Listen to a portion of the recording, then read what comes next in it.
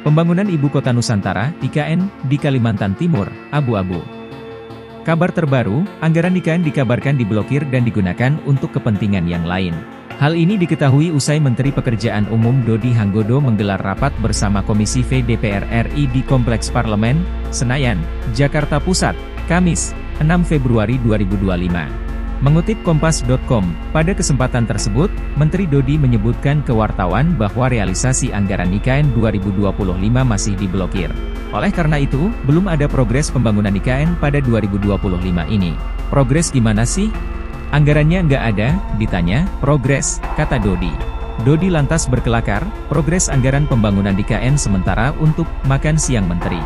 Progresnya, buat beli makan siang Pak Menteri, itu progresnya, kata Dodi.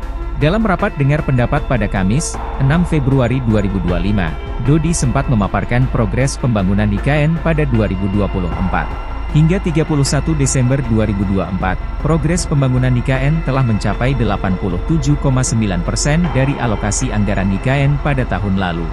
Dodi menjelaskan bahwa dukungan anggaran Kementerian Pekerjaan Umum untuk pembangunan IKN pada 2024 mencapai Rp40,29 triliun. Sementara pada 2025 belum ada progres. Soal anggaran IKN, sebenarnya Menteri Koordinator Bidang Infrastruktur dan Pembangunan Kewilayahan Agus Harimurti Yudhoyono, AHY, sudah memastikan bahwa anggaran IKN masih ada. Ia juga memastikan bahwa pembangunan IKN akan tetap terus dilanjutkan. Hal itu disampaikan AHY setelah bertemu Presiden Prabowo Subianto di Istana Merdeka, Kamis, 6 Februari 2025, ini.